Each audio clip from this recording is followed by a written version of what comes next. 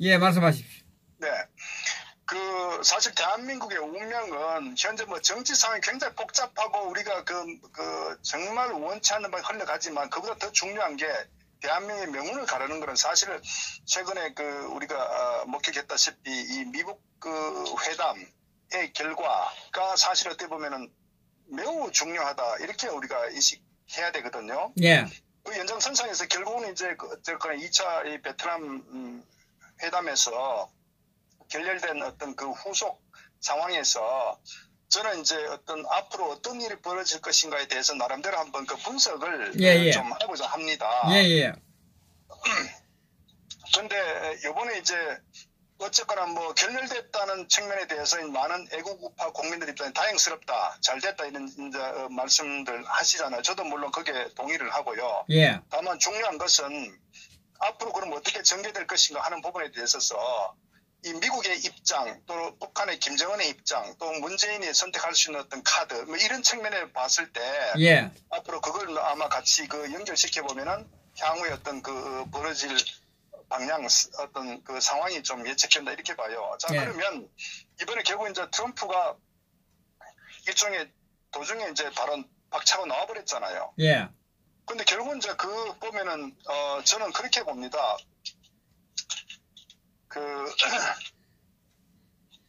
기본적으로 미국의 입장이 뭐냐 하는 부분, 결국은 항상 주장했던 CVID의 연장선상에서 크게 벗어나지 않는다고 봐요. 예. 그럼 미국이 주장하는 게 일괄 타격이 되거든요. 빅딜.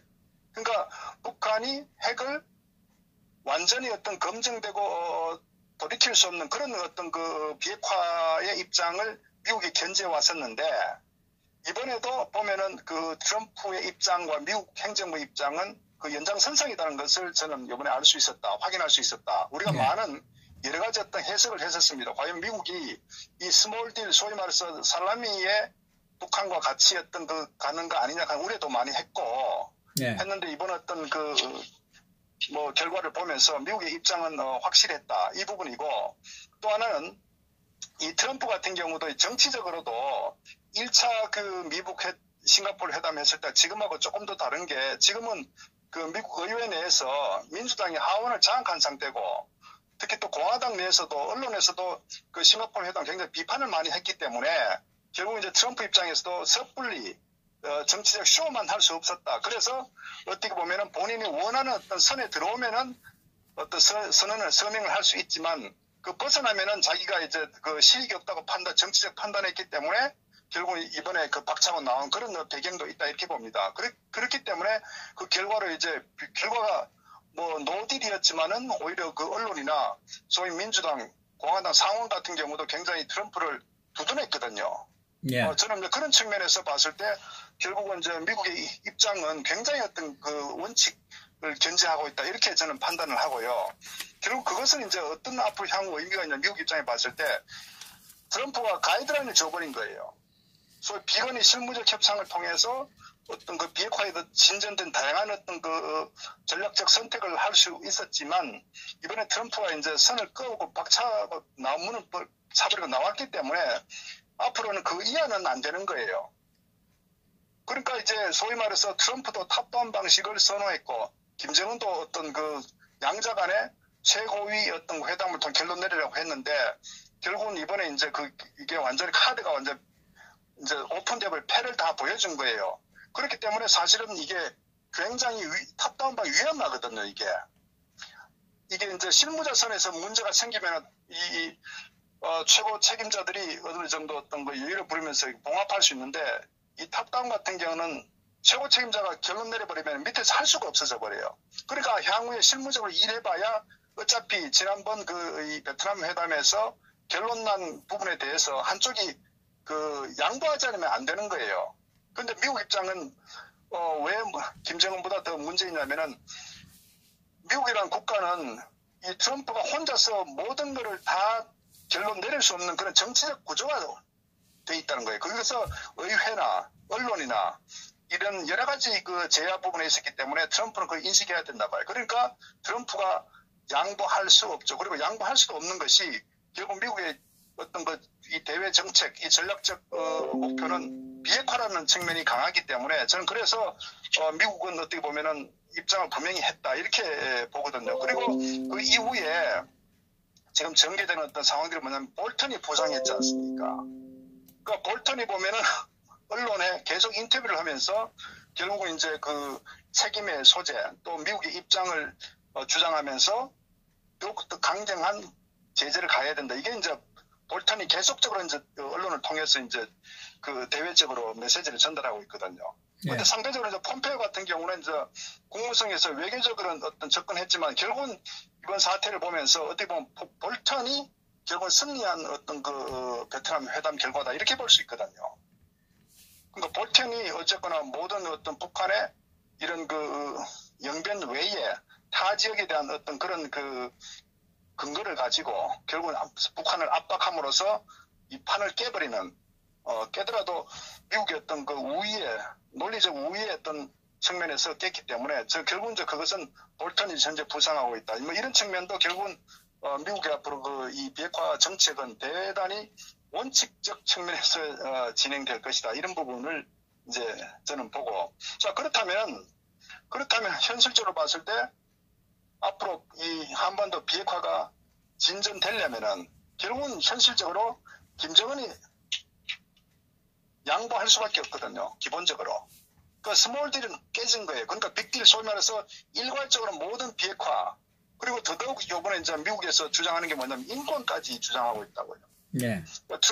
폼페이오 같은 경우도 소위 이제 그 인권에 대한 문제 제기를 하고 있거든. 그게 하나 오토 원비에 대한 문제가 굉장히 이슈가 됐는데 결국은 그때 트럼프가 좀 이렇게 실수한 부분도 있었는데 나중에 이제 그 이 폼페이오가 결국 이제 트럼프 입장을 대변해가지고 미국은 분명히 오토 원비에 대한 어떤 이 책임은 북한의 책임이다. 그런 걸 분명히 했단 말이에요. 그러니까 결국 이제 어떤 조야에서도 인권 문제를 계속적으로 지적해야 된다는 것도 하나 있고 그 다음에 사실 이제 그 국제 공조적 측면에서 IAEA 같은 경우도 이번에 그 이 베트남 회담의 어떤 결렬 사태에 대해서 기본적으로 미국의 입장을 전폭적으로 지지하고 있거든요. 그러니까 북한은 CVID 해야 된다. 이것이 IAEA 입장이라고 지금 전 국제사회에서도 같이 입장을 견지하고 있기 때문에 그리고 경제제재 절대 해제하면 안 된다. 이것이 미국의 입장이고 국제사회의 명확한 입장이라고요. 예. 이 베트남 회담 위에. 그렇다면은 결국은 이 문제를 해결하기 위해서는 선택의 여지가 뭐냐. 김정은이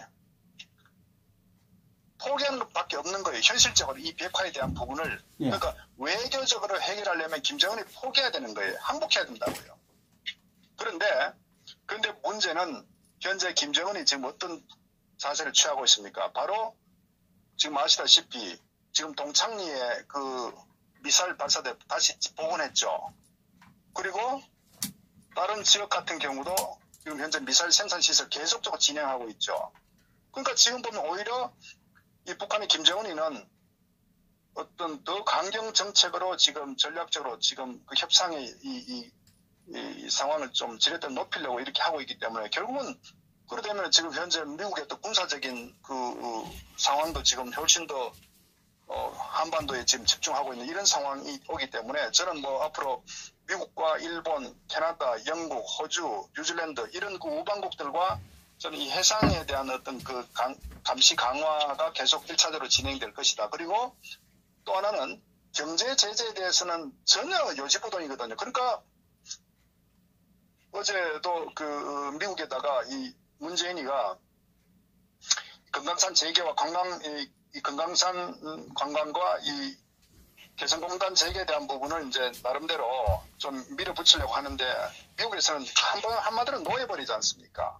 네. 그러니까 아무것도 할 수 없는 거예요. 그러니까 결국은 이제 보면은 김정은이가 과거에 써먹었던 벼랑 끝 전술 이거 통하지 않는 거예요. 그러니까 결국은 김정은이가 오판해가지고 이런 군사적인 어떤 그 시위 그게 미사일 발사든 아니면 뭐 다른 행태로 가게 되면은 미국은 그 다음에 더욱 강경한 어떤 그 입장으로 선회하기 때문에 제가 봤을 때는 앞으로 김정은이 선택할 수 있는 거는 항복 아니면 전쟁이에요. 그러니까 자기가 완전히 미국의 입장을 패를 알고 있기 때문에 거기에 맞춰서 수용을 하든 아니면은 본인 지금 굉장히 위험하게 전개하고 있는 이런 그 무력 군사적인 어떤 그 시험을 지금 하고 있는데 결국은 이것은 제가 봤을 때 전쟁을 자기 어떤 그 집권 자체가 거의 뭐 불가능할 정도로 그런 상황이 지금 스스로가 맞이할 수도 있다. 저는 그렇게 봅니다. 그래서 현재 흘러가는 상황을 보면은 어쨌거나 그 북한은 매우 지금 위험한 상황을 가고 있다. 근데 사실 또 북한이 선택할 수 있는 카드는 기본적으로 그 중국이나 러시아나 이 문재인 좌파 정권을 하고 어떤 외교적으로 하려고 하는데 중국도 사실 만만치가 않거든. 중국도 사실 시진핑이 자기 코가 석자입니다. 시진핑이. 네. 그 다음에 이제 뭐 경제적인 측면도 중국이 굉장히 위험하거든. 화웨이 같은 경우도 미국의 어떤 타겟이 돼가지고 지금은 굉장히 어려움에 처하고 있고. 그 다음에 지금 중국의 어떤 경제 성장도 6%로 떨어졌기 때문에 지금 모든 국가 재정도 악화되고 중국의 어떤 부동산도 버블 상태로 지금 완전히 그 코너에 몰려 있죠. 외국 투자자들도 철수하지 않습니까? 현대자동차도 문 닫았지만은 국내 지금 일본 기업들이나 외국 그 기업들도 굉장히 철수하는 그런 상황을 하고 있기 때문에 사실은 이제 중국의 경제가 굉장히 심각하다고요. 이 상황에서 이 미중 무역 전쟁에서 중국이 일방적으로 지금 몰리고 있는 상황에서 시진핑도 미국을 의식하지 않을 수가 없다. 결국은 김정은이가 중국을 어떻게 기대려고 하지만 현실적으로 쉽지 않다. 이제 이 부분이니까 김정은의 선택 카드가 별로 없죠. 그 다음에 어쨌거나 문재인을 계속 압박가해가지고 어떤 경제 제재나 이렇게 지원을 받으려고 하는데 현실적으로 한국은 미국의 어떤 그 입장을 거스르고 일방적으로 북한에 퍼주기 절대 불가한 상황이거든요. 그러니까 결국은 할 수 있는 게 없으니까 그 다음에 저는 또 한편으로는 북한 내부에 이번 회담 결과에 대해서 숨기려고 뭐 했는데 뭐 들리는 그 보도를 보면은 북한의 이미 그 관료들은 이 베트남 미국 회담에 대한 결과를 이미 다 알고 있다. 결국 그것은 북한도 휴대폰을 많이 갖고 있기 때문에 일반 국민들, 주민들도 회담 결과에 대해서 충분히 한다는 얘기죠. 그렇다면 결국은 이 김정은의 어떤 그 통치력에 대한 그 의문, 결국 주민들이 점점 경제적으로 어려워지니까 결국은 아마 저는 뭐 상당히 김정은 입장에 봤을 때는 그 스트레스를 받을 수밖에 없고 선택의 여지가 없다. 저는 이렇게 보는 거예요. 그럼 그렇다면은 제가 볼 때는 그 김정은 같은 경우도 이 오판을 할 수 있는 저는 그런 상황으로 지금 점점 전개될 수 있다. 뭐 그래서 어떤 의미에서는 항복하는 것보다는 제가 볼 때는 그 판단적으로 어떤 무력 시위를 통한 어떤 미국의 어떤 그 무력의 어떤 그 공격을 받을 저는 가능성이 상당히 지금 높게 전개되고 있다는 게 지금 제가 지금 판단하고 있는 현재 이 미국 회담 이후에 그 예측되는 시나리오다 이렇게 봅니다. 뭐 김정은이도 뭐 항복이냐, 협박을 하느냐, 뭐 그죠? 죽을 때 죽더라도 그러니까 세 가지 기로에 서가 있는 거죠. 예. 그러니까 소위 말해서 요번에 그 실무회담에서 김명철이나 예. 또 서은이 또 뭐 여러 가지 나름대로 그 자기들 최전문가라고 하는 인물들 다 내세웠잖아요. 예, 뭐 숙청된다는 이야기도 들리는 것 같은데. 내세워가지고 실무회담에 임했는데 어쨌거나 자기들 어떤 그 전략적 그 판단 미스였거든요. 그러니까 그걸 이뤘기 때문에 그렇다고 이제 숙청을 할 수도 있겠지만 문제는 대안이 있느냐. 그게 능사가 아니거든요. 그러니까 제가 봤을 때는 지금 김정은이가 그 어떤 뭐 건강도 굉장히 안 좋은 것 같아요. 뭐 제가 보더라도 그런 것 같아요. 뭐 고혈압, 당뇨, 뭐 어떤 심혈관계부터 해가지고 예. 뭐 어떤 보도에 보니까 뭐 손도 이렇게 막 그 틀어지고 뭐 이런 여러 가지 뇌졸중에 올 위험성도 있고 등등한데 결국은 또 술 담배를 통해서 뭐 과다 체중부터 해가지고 스트레스가 쌓이고 하면은 결국은 이제 심리적으로 불안한 상태에서 오판을 할 수가 있는 거예요. 예, 예. 그러니까 자기가 봤을 때 선택할 수 있는 카드가 별로 없기 때문에 저는 그런 의미에서 좀 이성적으로 이 문제를 보려고 하는 게 아니라 굉장히 어떤 그 다급한 상황에서 코너에 몰려가지고 무리수를 떨려고 하는 이 상황이 지금 보이고 있다. 그것이 소위 말해서 동창리였던 그런 이 미사일 기지 복원한다거나 발사대 같은 거나 또 여러 가지 어떤 시설에 대해서 재가동하는 이런 부분들이 지금 눈에 띄기 때문에 저는 이런 부분들이 바로 어떤 오판의 하나의 증거고 이 부분들이 제가 봤을 때는 트럼프로 하여금 굉장히 아마 저는 그 군사적 그 어떤 빌미를 줄 수 있는 그런 상황으로 지금 가고 있다 이렇게 보는 거예요. 결론적으로 어쨌거나 김정은은 항복 아니면 전쟁 선택의 여지가 없다. 저는 결론적으로 그렇게 보는 겁니다. 뭐 지금 그러면 문재인 씨는 어떤 생각을 가지고 있을까요? 그러니까 문재인이가 주장해 신한반도라고 하는 부분이 바로 그것에 때문에 미국의 어떤 그런 이 틀에서 벗어나서 한반도 문제는 한반도 우리 민족끼리 해결하자는 이런 논리거든 일종의 보면은. 그러면서 소위 말해 중국과 같은 이 신체제, 이 러시아나 이런 부분들 그러니까 기존의 한미일 삼각 동맹의 체제에서 벗어나서 한반도 우리 민족끼리 주도하면서 오히려 미국 일방적인 측면보다는 중국과 양쪽의 어떤 그 밸런스를 가지면서 나름대로 우리 주도적으로 하자는 게 이 문재인이 추구하는 논리인데 문제 현실하고는 전혀 관계가 맞지 않는 논리죠. 미국 전 세계 어느 국가도 심지어 중국도 러시아도 미국의 어떤 그 반하는 정책이나 어떤 행동을 못 하거든요. 바로 어떤 그 정말 어떤 그 경제적인 이 보복을 받기 때문에 그러니까 지금 소위 말해서 미국의 어떤 그 인도 태평양 전략 부분에 있어 가지고 모든 그 아시아 국가들도 미국에 동참하지 않습니까? 예. 그 중동은 물론 유럽도 물론이고 그러니까 러시아 같은 경우도 그때 INF 소위 말해서 그 한 500km 정도 되는 미사일에 대한 부분을 원래 이상 하지 못하게 되는데 러시아가 이제 그걸 무시하고 했는데 거기에 대해서 이제 트럼프가 일방적으로 파괴해버렸지 않습니까? 그러니까 그러면서 이 유럽 쪽에 있는 그 나토들하고도 어떤 그 러시아가 어떤 대립 관계에 있는 부분이고 그러니까 지금 그 러시아는 경제적으로도 지금 굉장히 어려움을 취하고 있어요. 러시아 같은 경우도. 결국은 저 모든 나라가 경제적으로 결국 어떤 그 어려움에 처하게 되면은 이 집권 자체가 굉장히 위험해진다고요. 그러니까 결국은 그 부분에 있어서 미국이 전 세계의 어떤 경제를 통제하고 있는 그런 상황이기 때문에 결국은 미국과 맞설 수가 없다는 얘기죠. 그러니까 결국은 뭐 지금 김정은이도 이번에 하나 분명한 게 뭡니까? 제재 완화해달라는 게 핵심 메시지라고요. 사실 종전선언 이런 것보다는 정치적인 행위보다는 경제 제재를 해달라는 게 김정은의 굉장히 조급한 그리고 그게 모든 어떤 그 승부를 거뒀단 말이에요. 그건 역설적으로 얘기하면 그만큼 북한의 경제 상황이 심각하다. 그리고 그것이 김정은의 체제 위협을 받을 정도로 경제 상황이 심각하다는 것을 역설적으로 지금 반증하는 거거든요. 예. 그러니까 오히려 미국 입장에 봤을 때는 김정은의 그 약점이 뭐다는 걸 명확히 알았죠. 그러니까 지금 현재 미국이 취하는 건 뭐냐 급하게 서두를 필요 없이 경제 제재를 더욱더 강하게 밀어붙인다. 이게 지금 이 볼턴이 추진한 이 우의 어떤 정책 전략 아닙니까? 예. 그러니까 얘들은 지금 완전히 이제 뭐 코너에 몰리고 정말 뭐 북한 내부 자체가 붕괴될 가능성도 있다는 얘기죠. 그러니까 지금은 뭐 지금 상황 자체는 어쨌거나 김정은 선택의 여지가 없을 정도로 지금 심각한 상황이다. 그리고 지금 문재인이 취할 수 있는 건 어쨌거나 김정은이가 이 문재인에게 계속적으로 그런 얘기 하지 않습니까? 남북 제재에 대한 어떤 우리가 지난번 뭐 14 공동선언에 대한 그 5.24 조치 같은 거 해제하라는 등 결국 이제 이명박 그 박근혜 정부 때 대북 그 제재 이 조항을 만들어 놓지 않습니까? 네. 그때 이왕재 사건부터. 그래갖고 그거를 전부 허물으라고 다시 그걸 바꾸라고 하잖아요. 북한에서.